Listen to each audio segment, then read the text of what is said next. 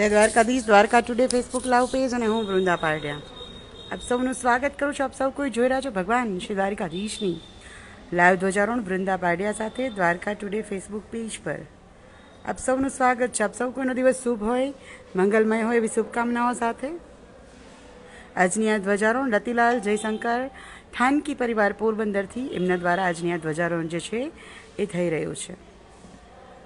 આપ સૌનું સ્વાગત છે. આપ સૌ કોઈનો દિવસ શુભ હોય, મંગલમય હોય.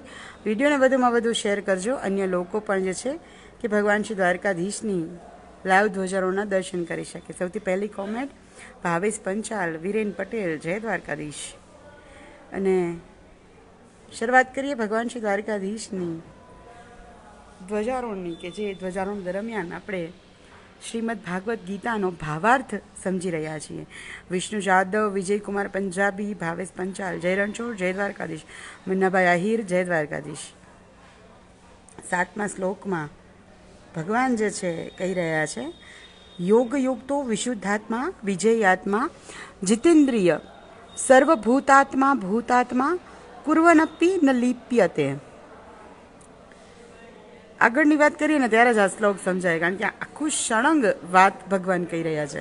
અને આપણે રોજ સમય મર્યાદા હોય એટલે રોજ આપણે એક એક શ્લોક લેતા હોય. જેમ કે આપણે વાત કરી રહ્યા છીએ કે અર્જુનને જે ગડમથલ છે કે ભગવાન જ્ઞાન કે કર્મ, કર્મ કરવું કે કર્મ છોડવું.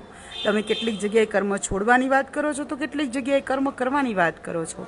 એટલે કન્ફ્યુઝ અર્જુનને ભગવાન સમજાવે છે કે ભાઈ જ્યાં સુધી જ્ઞાન પ્રાપ્ત ન કરને ત્યાં સુધી તને કર્મ જે છે કરવાની ખબર નહીં પડે.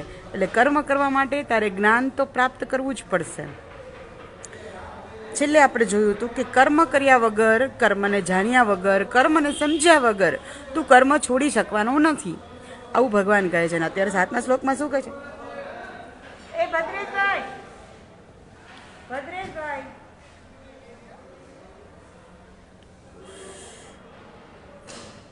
અને 7મા શ્લોકમાં ભગવાન સમજાવે છે કે જે યોગ યુક્ત છે, જે યોગ કરે છે, કર્મ કરે છે જે, અને એ કર્મ કરતાં કરતાં જેનું અંતઃકરણ શુદ્ધ થાય છે, જેનું પોતાનું મન અને ઇન્દ્રિયો જીત્યા છે. જીતેન્દ્રિય, હનુમાનજી માટે આ શબ્દ વપરાય છે, જીતેન્દ્રિય, કે એણે ઇન્દ્રિયોને એકદમ વશમાં રાખ્યા છે.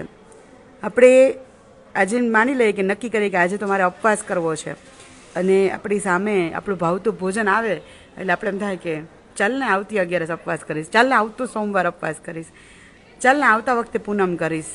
આપણું મન લલચાઈ જાય, જલ્દીથી એમ થાય કે ખાવાનું મન થાય. ન ખાય તો પણ મોઢાની અંદર પાણી આવે રાખે. મોઢાની અંદર પાણી ન આવે તો પણ આપણું મગજ ત્યાં ને ત્યાં રહે, જે આપણી ભાવતી વસ્તુ.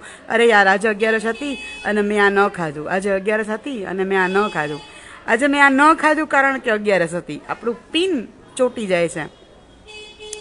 એટલે જેણે મનને વશમાં રાખ્યું છે, તમે કાંઈ પણ કરો પણ એનું મન જે છે ના હલે, એને જીતેન્દ્રિય કહેવાય. મનોજવમ મારુત તુલ્ય વેગમ જીતેન્દ્રિયમ બુદ્ધિમતામ વરિષ્ઠમ, હનુમાનજી માટે. અને વિષ્ણુશાસ્ત્રની અંદર પણ જીતેન્દ્રિય શબ્દ આવે છે. ભગવાનને પણ જીતેન્દ્રિય કહેવામાં આવ્યા છે કે જેને બધી જ ઇન્દ્રિયોથી મનને જીત્યું છે. એનું મન કોઈ જ ઇન્દ્રિયોથી લલચાતું નથી. બહુ જ સમજવા જેવો શબ્દ છે.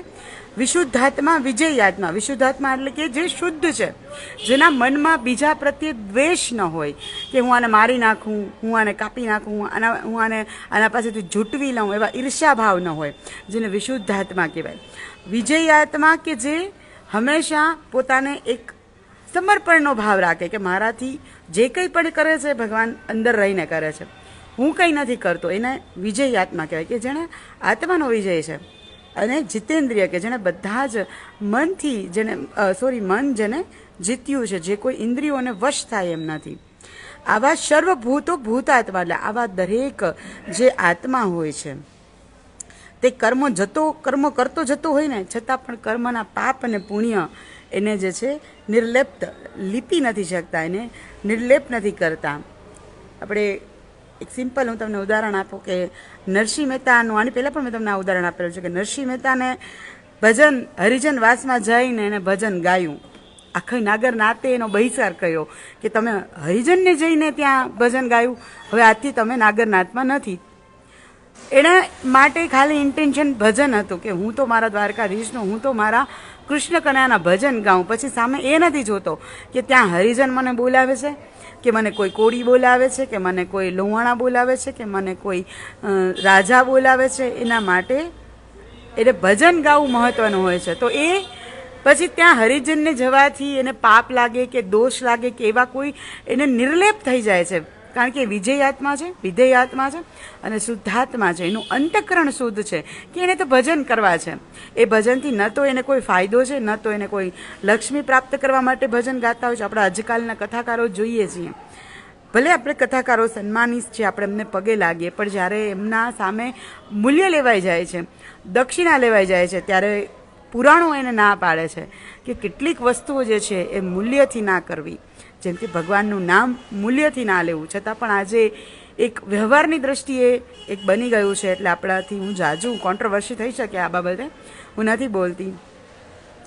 અને આપણી સમક્ષ ભગવાન છે દ્વારકાધીશની સુંદર એવી પીળા અને બ્લુ રંગની ધ્વજા, સૂર્યચંદ્રના ચિહ્નોથી અંકિત આ ધ્વજા.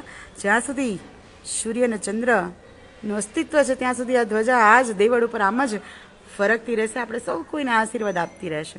આજની આ ધ્વજારોહણ રતિલાલ જયશંકર થાનકી પરિવાર પોરબંદરથી એમના દ્વારા ધ્વજારોહણ જે છે કરવામાં આવ્યું હતું.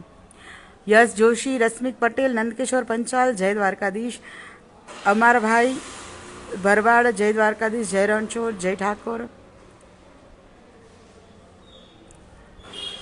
તો ભગવાન જે સમજાવી રહ્યા છે, કર્મ કરતા કરતા જ્ઞાન મેળવતા મળવતા જે યોગયુક્ત આત્મા હશે, એટલે જે યોગ સાથે ક્રિયા નહીં, આપણે જે કરીએ છીએ ક્રિયાઓ કરીએ છીએ, પણ એ ક્રિયાની અંદર જ્યારે આત્મા જોડાય, જોડાણ થાય ત્યારે કર્મયોગ બને. અને જે કર્મયોગ કરે છે જે પણ જીવાત્માઓ, એ હંમેશા વિશુદ્ધાત્મા, વિજયાત્મા અને જીતેન્દ્રિય, એટલે કે જે મનથી એનું પછી મન વિચલિત ન થાય, એ જીતેન્દ્રિય બની શકે છે. એટલા માટે યોગ મહત્વનો છે, કર્મયોગ મહત્વનો છે. કર્મયોગની તો હજી બહુ બધી વ્યાખ્યાઓ અને બહુ બધું ડિટેલ્સથી, હજી તો કર્મયોગની શરૂઆત જ થઈ છે. 3જો અધ્યાય માત્ર શરૂઆત છે. હજી તો કર્મયોગ વિશે બહુ બધી વાત આપણે ભગવાન જે છે ડિટેલ વાઇઝ સમજાવશે. એટલે જ આપણે એને કર્મયોગી શ્રી કૃષ્ણ કહીએ છીએ.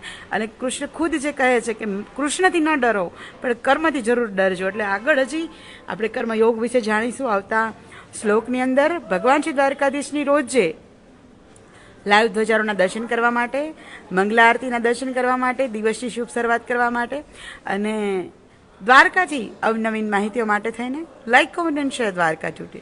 વૃંદા પાડ્યા સૌને જય દ્વારકાધીશ.